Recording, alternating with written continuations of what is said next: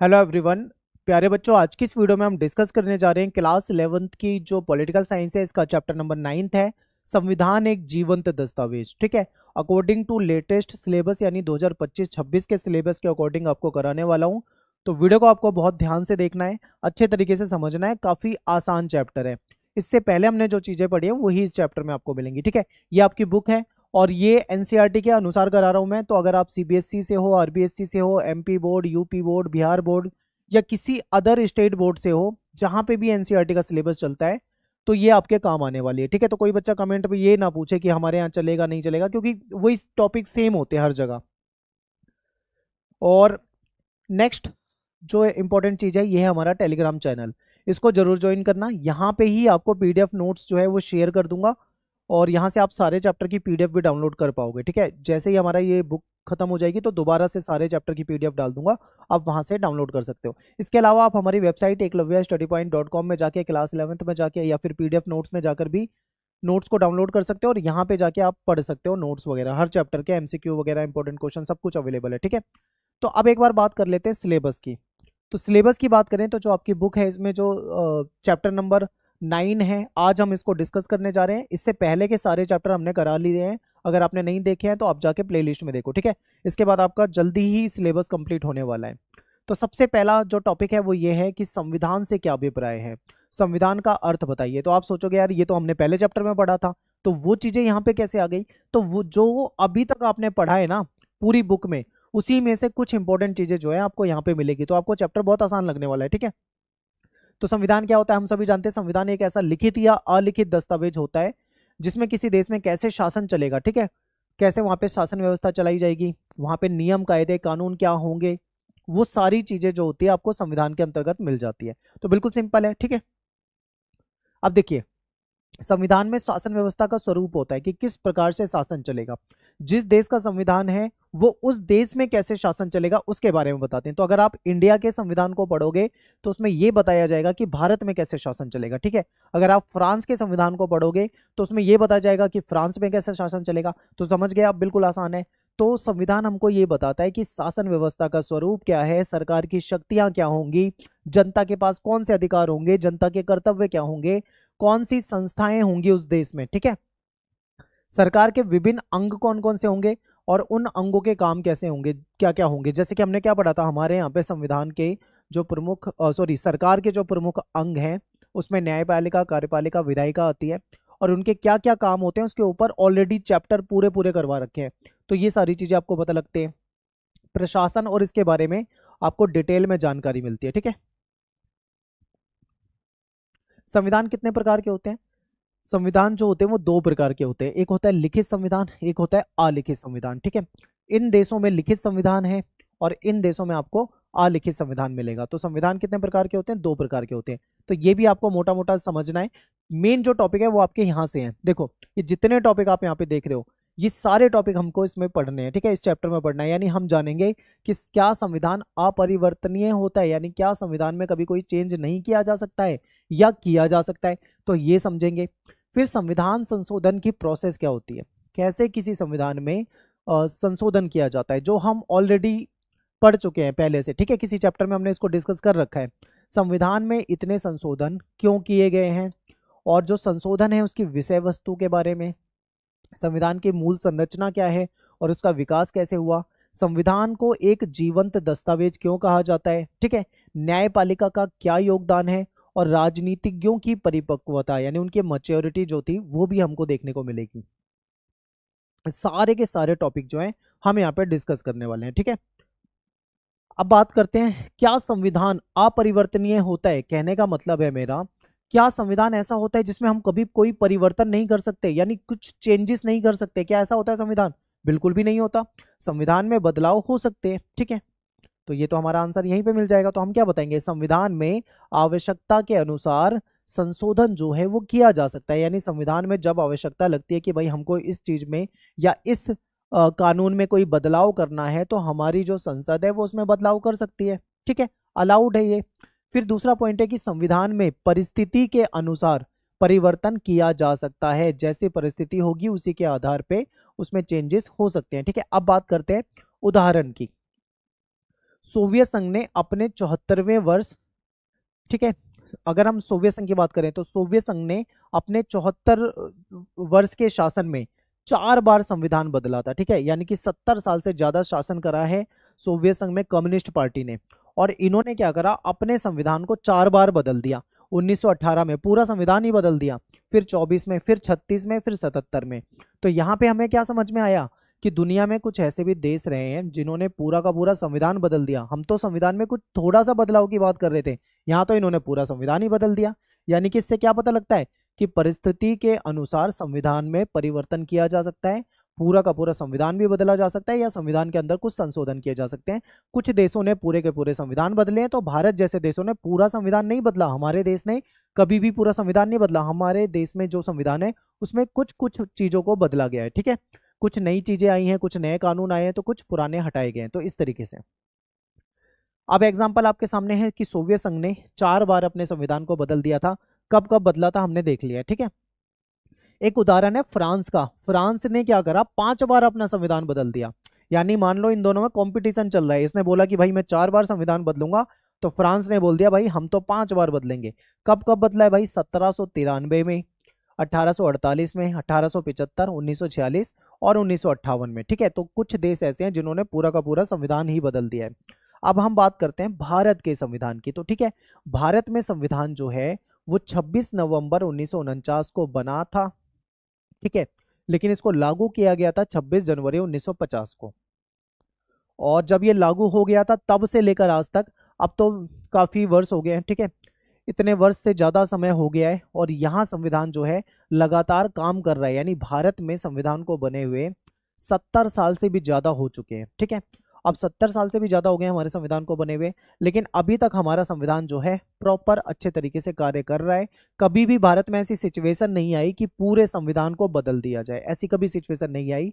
हालांकि संविधान में समय समय पर कुछ बदलाव होते गए, कुछ नए कानून आते गए, तो कुछ पुराने कानून को बदला गया, ठीक है। तो ये होता गया है, लेकिन पूरी तरीके से भारत का संविधान नहीं बदला गया है, ठीक है।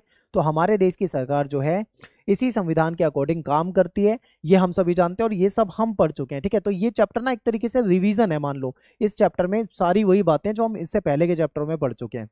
तो नेक्स्ट पॉइंट है कि क्या हमारा संविधान इतना अच्छा है कि उसमें किसी बदलाव की जरूरत ही नहीं है। ये क्वेश्चन आपके सामने आना चाहिए, ठीक है। आपको लगता होगा कि हमारा तो पूरा संविधान कभी बदला नहीं गया, इसका मतलब तो ये हो गया कि हमारा संविधान तो बहुत अच्छा है, तभी तो इसमें कुछ बदला नहीं गया, ठीक है, यानी पूरा संविधान बदलने की जरूरत नहीं पड़ी, ये कहने का मतलब है। तो क्या हमारे संविधान निर्माता यानी जिसने हमारा संविधान बनाया है वो इतने दूरदर्शी थे, यानी इतने समझदार थे, इतना दूर का सोच सकते थे कि उन्होंने समय के बदलाव और घटनाओं का अंदाजा जो था वो पहले ही लगा लिया था, तो इसलिए उन्होंने इतना परफेक्ट संविधान बना दिया। तो ये दोनों बातें जो हैं वो कहीं ना कहीं ठीक है।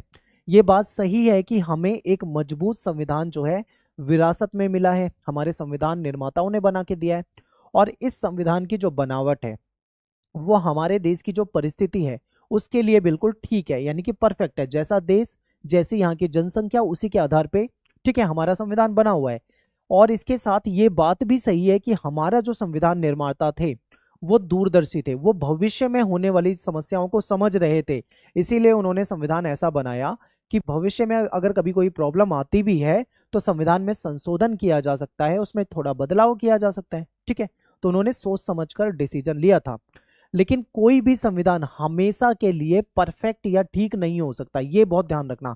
हमारा संविधान भी इतना परफेक्ट नहीं है कि इसमें जैसा बनाया था आज तक वैसा चल रहा हो, इसमें भी कमियां सामने आई है, और उन कमियों को बदलने के लिए समय समय पर हमारे संविधान में संशोधन किए गए, यानी कि बदलाव किए गए, अमेंडमेंट हुए हैं, ठीक है। तो कोई आप ऐसा मान लो कि हमारा संविधान जो है ऐसा कोई दस्तावेज, या हमारा संविधान मान लो या फिर और भी कोई ऐसा दस्तावेज होता ही नहीं है जिसे बदलने की आवश्यकता ना पड़े। कहीं ना कहीं किसी ना किसी दस्तावेज को कभी ना कभी बदलना पड़ता ही है, ठीक है। तो आवश्यकता पड़ने पर हमारे संविधान में भी संशोधन हुए हैं और जरूरत के हिसाब से इसमें चेंजेस किए गए हैं। तो हम क्या कह सकते हैं, हम ये कह सकते हैं कि संविधान जो है कोई अपरिवर्तनीय दस्तावेज नहीं होता है, ठीक है। ये ऐसा दस्तावेज नहीं है जिसमें कोई परिवर्तन ना हो, समय के साथ इसमें परिवर्तन किया जाता है, ठीक है। क्योंकि संविधान को किसने बनाया है, इसकी रचना किसने करी है, मनुष्य ने, ठीक है, मानव ने। तो जब बदलाव की जरूरत पड़ेगी तो मनुष्य इसको बदल सकता है, यानी कि इसमें अगर बदलाव की जरूरत पड़ती है तो मनुष्य इसको आराम से बदल सकता है या फिर इसको संशोधन कर सकता है। तो ये तो हमारा क्वेश्चन जो था कि क्या यह अपरिवर्तनीय है, इसका आंसर आपको यहाँ पे मिल गया होगा। अगला टॉपिक है कि हमारा जो संविधान है उसमें जो संशोधन किया जाता है उसकी प्रक्रिया बताइए। तो जहां पे हमने कानून के बारे में पढ़ा था, जिस चैप्टर में कानून कैसे बनाए जाते हैं, उसी में हमने संशोधन भी पढ़ा था, तो वही टॉपिक यहाँ पे आ गया। अब इसको हम क्या करेंगे, इसको थोड़ा सा रिवाइज कर लेते हैं। तो देखिए, हमारे देश का जो संविधान है वो बहुत ही लचीला या बहुत ज्यादा कठोर ऐसा नहीं है, ठीक है। हमारा संविधान जो है वो लचीले और कठोरता दोनों का सम्मिश्रण है। ना तो हमारा संविधान इतना लचीला है कि कोई भी सरकार आए तुरंत उसमें बदलाव कर दे, ऐसा भी पॉसिबल नहीं है, और ना तो हमारा संविधान इतना ज्यादा कठोर है कि कोई सरकार चाह कर भी उसमें बदलाव ना कर सके, इतना कठोर भी नहीं है, बल्कि लचीलापन और कठोरता दोनों का सम्मिश्रण है, ठीक है। मिश्रण का मतलब है कि दोनों चीजें इसमें आपको देखने को मिलेगी। तो संविधान जो बनाने वाले थे वो जानते थे कि संविधान में त्रुटियां यानी कि कमियां जो हैं वो हो सकती है और भविष्य में इसमें संशोधन की जरूरत भी पड़ सकती है। तो इसलिए उन्होंने क्या करा, संविधान में संशोधन का पूरा प्रावधान यानी पूरा एक प्रोसेस रख दिया, ताकि आज हम संविधान बना रहे हैं, जैसे मान लो जिस समय ये संविधान बना रहे थे, हो सकता है कि संविधान उस समय की सिचुएशन के हिसाब से परफेक्ट हो, लेकिन भविष्य में उसमें कमियां निकल सकती हैं। तो उसको भविष्य में कैसे ठीक किया जाएगा, उसका पूरा प्रोसेस जो था संविधान निर्माताओं ने बना दिया था, ठीक है। तो आर्टिकल 368 यानी कि अनुच्छेद 368 के माध्यम से हमारी जो संसद होती है वो संविधान में, ठीक है, आवश्यकता के अनुसार, ठीक है, यहाँ पे थोड़ी सी टाइपिंग की मिस्टेक है, आवश्यकता के अनुसार संशोधन कर सकती है। कोई नया उपबंध जोड़ना है, कोई नया कानून लाना है तो वो जोड़ भी सकती है। कोई पुराना उपबंध जो है अगर उसको बदलना है तो उसको बदल भी सकती है, या हटाना चाहे तो उसको हटा भी सकती है, ठीक है। तो ये हमारे संविधान में ये प्रोसेस है, आर्टिकल 368 के तहत ये बदलाव किया जा सकता है, ठीक है, बिल्कुल आसान है। अब संविधान में संशोधन कैसे होता है, अब आप कहोगे कि भाई इसका तरीका बताइए, तो इसका तरीका क्या होता है। तो संविधान में संशोधन करने के ये तरीके हैं। सबसे पहला है संसद में सामान्य बहुमत के आधार पर संशोधन। सामान्य बहुमत अगर संसद में है तो संशोधन हो जाएगा। फिर संसद के दोनों सदनों में अलग अलग विशेष बहुमत, यानी राज्यसभा में भी विशेष बहुमत चाहिए और लोकसभा में भी चाहिए, उसके आधार पर भी संशोधन होता है। फिर विशेष बहुमत और आधे राज्य, ठीक है, आधे जो स्टेट है उसका समर्थन जो हो उससे भी संशोधन होता है। तो ये कुछ संशोधन है। जैसे मान लो नए राज्यों का निर्माण होगा तो उसमें कोई नया राज्य बनाना है तो उसमें संसद में सामान्य बहुमत के आधार पर उसमें चेंजेस किए जा सकते हैं, या किसी राज्य की सीमा या नाम को बदलना है, ठीक है। जैसे आपने देखा बिहार से एक अलग राज्य बना दिया, झारखंड नया राज्य बना दिया, तो उसके लिए ये चाहिए प्रोसेस, ठीक है। तो ये सब कुछ हमारे संविधान में पहले से है और इन टॉपिक को हम पहले से पढ़ भी चुके हैं, तो मैं बहुत ज़्यादा डिटेल में नहीं जाऊंगा वरना वीडियो बहुत लंबी हो जाएगी, ठीक है। तो देखो, आप इसको पढ़ लो, ये सारे के सारे जो प्रावधान हैं उसके लिए ये चाहिए, तो आप इसको आराम से पढ़ सकते हो, इस पर ज़्यादा डिटेल में घुसने की जरूरत नहीं है। इससे पहले वाले चैप्टर में मैंने वहाँ डिटेल में बताया हुआ है, ठीक है। अब बात करते हैं नेक्स्ट, संविधान में इतने संशोधन क्यों हुए हैं। अब आप कहोगे भाई भारत के संविधान में बहुत सारे बदलाव हुए हैं, बहुत सारे संशोधन हुए हैं, तो हमारे संविधान में इतने सारे संशोधन आखिर हुए क्यों हैं। तो हमारा संविधान जो है ना, इसको लागू हुए 74 साल से भी ज़्यादा समय हो गया है, ठीक है, इससे भी लंबा समय हो गया है, और इसमें 106 से ज़्यादा संशोधन कर दिए गए हमारे संविधान में। तो जिस समय संविधान बना था उस समय की परिस्थिति के तो वो हिसाब से बनाया गया था, लेकिन बाद में इसमें हमें आवश्यकता पड़ी किस चीज़ की, कि हमें महसूस हुआ कि भाई हमारे संविधान में कुछ बदलाव करने की जरूरत है, तो इसलिए हमारी संसद ने क्या करा, उसमें कुछ संशोधन कर दिए, ठीक है, बदलाव कर दिए। अगला टॉपिक है संशोधन जो है उसकी विषय वस्तु बताइए, यानी जो संशोधन हुए हमारे संविधान में उसकी आपको विषय वस्तु बताना है। तो देखिए, संविधान में जो संशोधन होते हैं वो 3 प्रकार के हैं। वो 3 प्रकार के चेंजेस कौन कौन से हैं। पहला है प्रशासनिक, ठीक है, दूसरा है संविधान की व्याख्या से रिलेटेड, और तीसरा है राजनीतिक आम सहमति से संबंधित संशोधन। तो ये 3 प्रकार के संशोधन है जो हमारे संविधान में होते हैं। तो पहला है प्रशासनिक संशोधन, इसको समझते हैं। तो देखिए, जैसे मान लीजिए उच्च न्यायालय है, हाईकोर्ट है, उसके न्यायाधीश की जो सेवा निवृत्ति है उसकी आयु 60 साल होती थी, तो 60 साल से बढ़ाकर 62 कर दी गई, यानी ये प्रशासनिक में आ जाएगा, ठीक है, प्रशासन से रिलेटेड हो गया। जैसे कि आवश्यकता लगा कि ऐसा करना चाहिए तो कर दिया गया, तो ये प्रशासनिक संशोधन कहलाएगा। सर्वोच्च न्यायालय के न्यायाधीश का वेतन बढ़ाने से रिलेटेड जो संशोधन है वो भी इसके प्रशासनिक में आ जाएगा। या मान लो विधायिका में SC ST OBC इनको आरक्षण देने की आवश्यकता है, तो ये भी कहीं ना कहीं आप प्रशासनिक में जो काउंट करोगे, ठीक है। फिर संविधान की व्याख्या से रिलेटेड कई बार क्या होता है, केंद्र सरकार और राज्य सरकार के बीच में घमासान मच जाता है किसी चीज को लेकर, या मान लो किसी कानून को लेकर न्यायपालिका और सरकार के बीच में घमासान हो जाए, तो ऐसे में संविधान की व्याख्या, सही व्याख्या से रिलेटेड जो संशोधन है ये बहुत इंपॉर्टेंट होते हैं, ठीक है। तो चलिए देखते हैं। देखिए, न्यायपालिका और सरकार के बीच में कई बार क्या हो गया है, संविधान की व्याख्या को लेकर मतभेद हो गया है, विवाद हो गया है। तो संविधान में अनेकों संशोधन जो है वो इन्हीं मतभेदों के कारण हुए हैं, क्योंकि सरकार और न्यायपालिका के बीच में मतभेद हो जाता है, कई बार केंद्र और राज्य सरकार की बीच में मतभेद हो जाता है, ठीक है।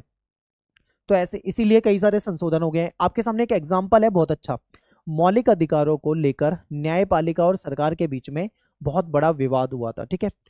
वो विवाद जो हुआ था वो मौलिक अधिकारों में कटौती को लेकर हुआ था। आपको पता है 7 मौलिक अधिकार होते थे, ठीक है। पहले उसमें जो संपत्ति का अधिकार था वो एक मौलिक अधिकार होता था, लेकिन सरकार ने क्या करा, उस मौलिक अधिकार को, संपत्ति का अधिकार को मौलिक अधिकारों की कैटेगरी से हटा दिया और उसको एक सामान्य कानूनी अधिकार बना दिया। अब जब ये मामला चला गया कोर्ट में, अब कोर्ट में मामला गया तो कोर्ट ने ये कहा, यानी न्यायपालिका ने कहा कि संसद को, क्या सरकार को अधिकार है कि वो मौलिक अधिकार यानी कि संविधान के मूल ढांचे में बदलाव कर सके, ऐसा उन्होंने बोल दिया।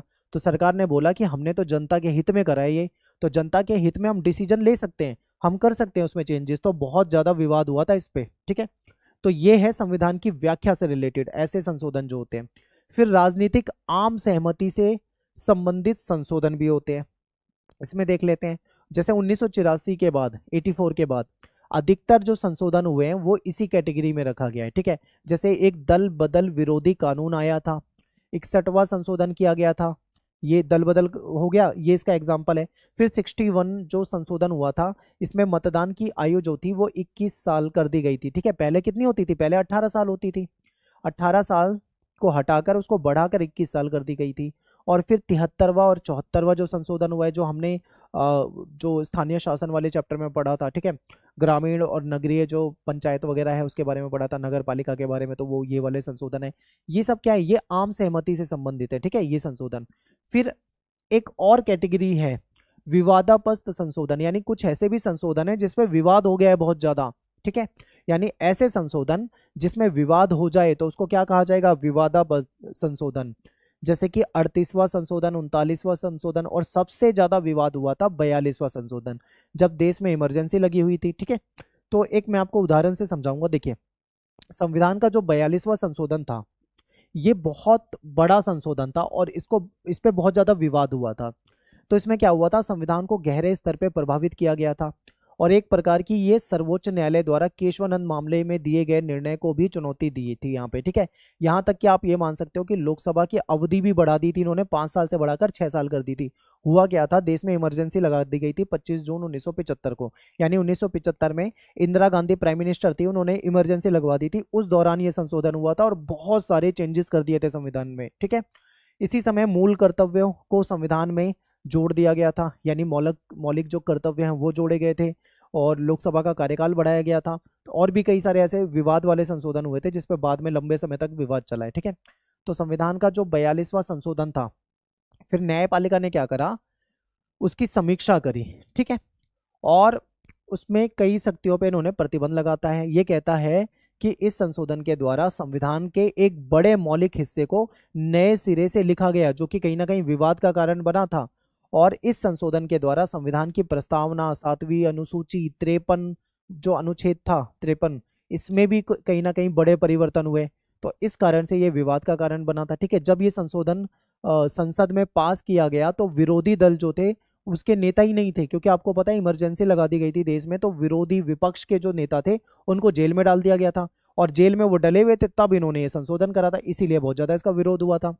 तो ये जो बैकग्राउंड था, ठीक है, ये 1977 के चुनाव और सत्ताधारी दल जो कांग्रेस था उसी के कारण उसकी हार हुई थी। कांग्रेस ने जो इमरजेंसी लगाई थी और ये जो इतने सारे संशोधन कर दिए थे, उसका रिजल्ट क्या हुआ कि जब दोबारा इलेक्शन कराए गए तो कांग्रेस हार गई, ठीक है।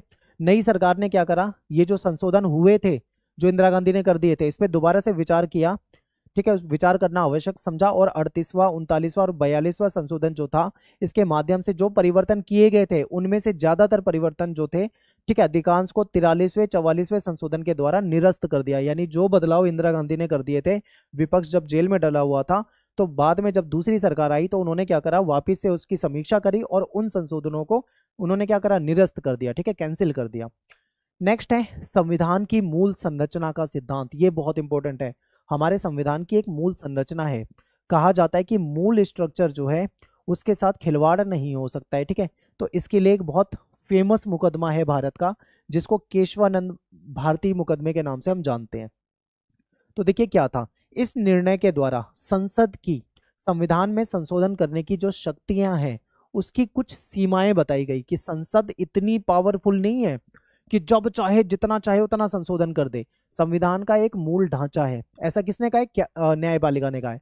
न्यायपालिका कहते हैं कि संविधान का एक मूल ढांचा है और हमारी जो संसद है वो उन मूल ढांचे के साथ छेड़छाड़ या कटौती नहीं कर सकती। ऐसी कुछ बातें हुई थी जिसके कारण ये विवाद था। ठीक है, तो ये संविधान के किसी या सभी भागों के संपूर्ण संशोधन की अनुमति देता है कि आप किसी भाग में या कई भागों में आप संशोधन कर सकते हो, लेकिन निर्धारित सीमाओं के अंतर। ठीक है, संशोधन कर सकते हो लेकिन कुछ लिमिट है, उस लिमिट का ध्यान रखना है। ठीक है, संविधान की जो मूल संरचना है या उसका जो बुनियादी तत्व है उसका उल्लंघन करने वाले किसी संशोधन के बारे में न्यायपालिका का फैसला अंतिम होगा। यानी न्यायपालिका ने बोल दिया कि अगर संसद ने किसी संविधान में मान लो कोई संशोधन कर दिया, उसके मूल ढांचे में संशोधन कर दिया, तो बाद में जो फैसला आएगा वो कोर्ट का आएगा और कोर्ट का फैसला माना जाएगा। ठीक है, मतलब कहीं ना कहीं न्यायपालिका कंट्रोल कर रही थी विधायिका को कि आप कुछ भी नहीं कर सकते हो। ठीक है, तो यही केशवानंद भारती मामले में ये बात स्पष्ट हो गई थी।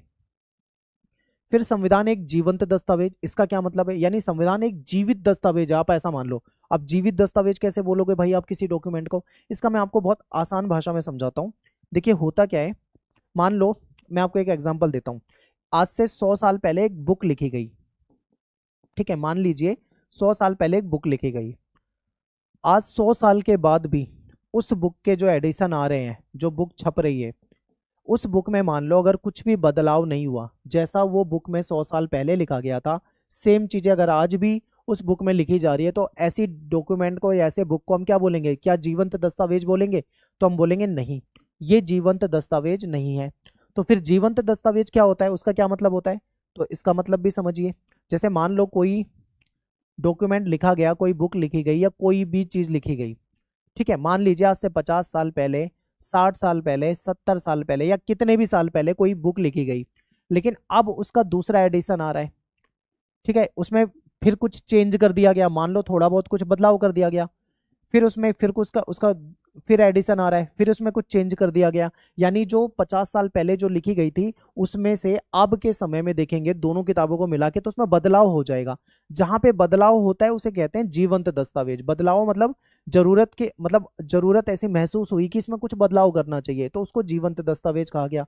अब ऐसे ही हमारा संविधान जो है, मान लीजिए हमारा संविधान जब लिखा गया था तब का संविधान, जिसको मैं लिख देता हूं ओरिजिनल संविधान या फिर मैं लिख देता हूं मूल संविधान। ठीक है, ये मूल संविधान है जब लिखा गया था तब।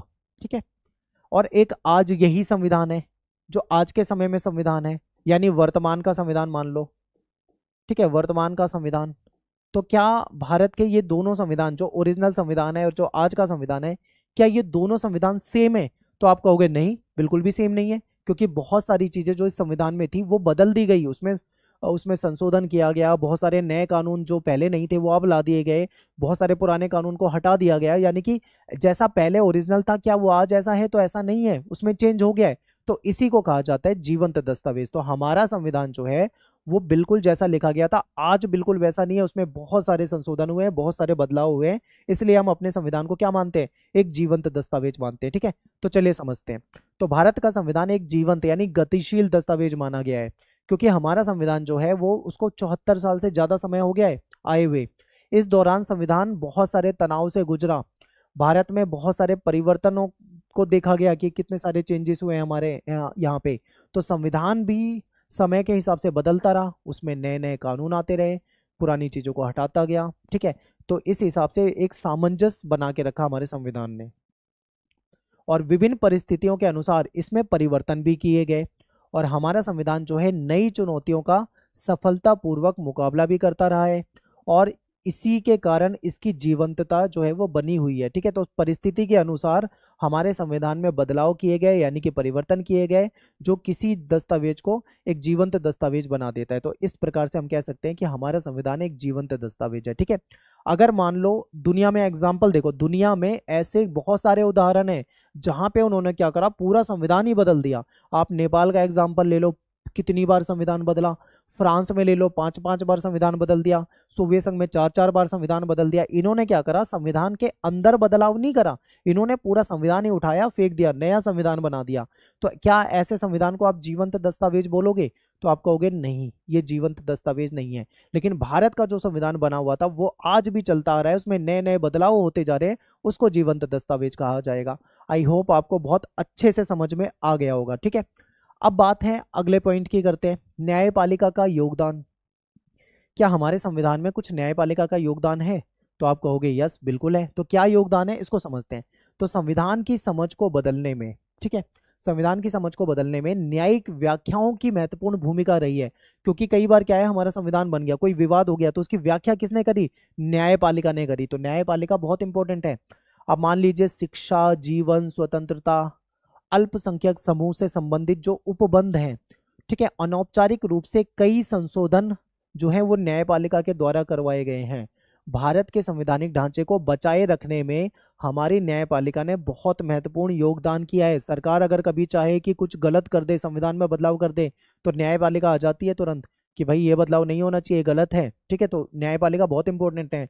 न्यायपालिका ने हमेशा इस बात का ध्यान रखा है कि विधायिका यानी संसद जो है या कार्यपालिका संविधान का कभी भी दुरुपयोग ना करे, यानी संविधान की जो ताकत मिली हुई है उसका गलत इस्तेमाल ना करे। ठीक है, तो यह आपने समझ लिया, न्यायपालिका का बहुत इंपॉर्टेंट योगदान रहा है।